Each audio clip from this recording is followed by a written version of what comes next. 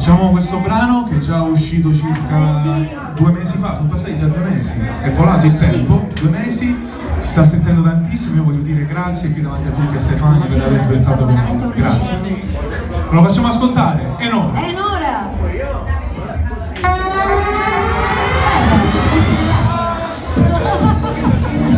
Bene, eccolo qui. L'altra. La numero 4.